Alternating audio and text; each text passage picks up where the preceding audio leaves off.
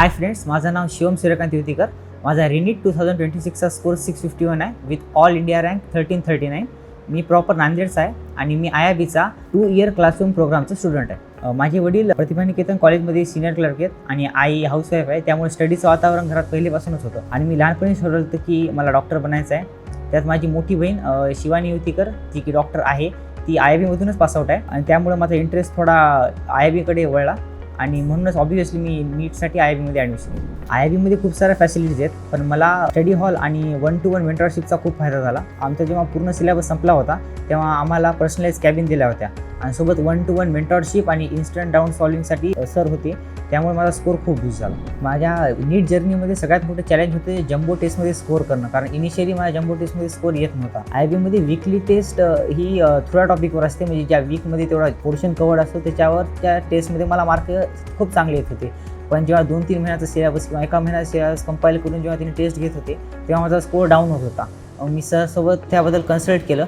त्यांनी मला कन्सल्ट केलं की आपण प्रत्येक चॅप्टर नीट प्रिपेअर केला पाहिजे आणि त्याच्यामधल्या चांगले पॉईंट जे असतात ते सिलेक्ट करून त्याच्यावर जास्त भर दिला पाहिजे, कारण त्याच्यावर जास्त क्वेश्चन येऊ शकतात.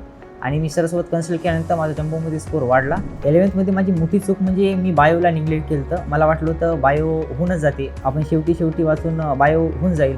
पण नंतर मला जेव्हा इयर एंड आला तेव्हा मला बायोमध्ये स्कोर ड्रॉप झाला. जेव्हा चॅप्टर जास्त वाढले तेव्हा बर्डनही वाढलं की एवढे चॅप्टर रिमेंबर कसे करायचे, त्यातले मेन टॉपिक कसे रिवाईज करायचे. तेव्हा मला कळालं की बायो आपल्याला नीट वाचायला पाहिजे. तेव्हापासून मी बायोची NCERT लाईन टू लाईन वाचली. In between the line hidden meaning काय आहे त्या लाईनमधला ते सुद्धा पाहिला. जी लाईन विचारली नाही ती सरला विचारली. सरने खूप सांगलं की बायो नीट वाचायला पाहिजे. त्यामुळे मला वाटतं माझा स्कोर बूस्ट झाला आहे आणि मी लकीली मला जे कळालं हे लवकर कळालं. 11th एंडला मला कळालं की मला बायोवर जास्त फोकस करायला पाहिजे आणि मी 12th आणि 11thला दोन्ही टाईम मग नंतर सिलेबसला फोकस केलं.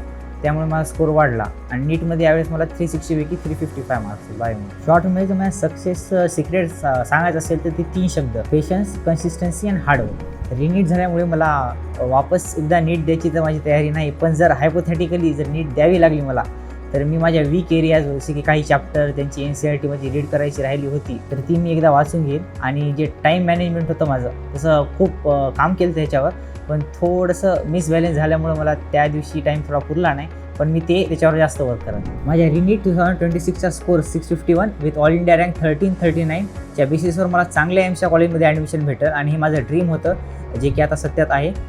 आणि या सक्सेसचं मी श्रेय माझ्या पॅरेंट्स, टीचर्स आणि टीम IIBला देतो. थिंक नीट, थिंक IIB.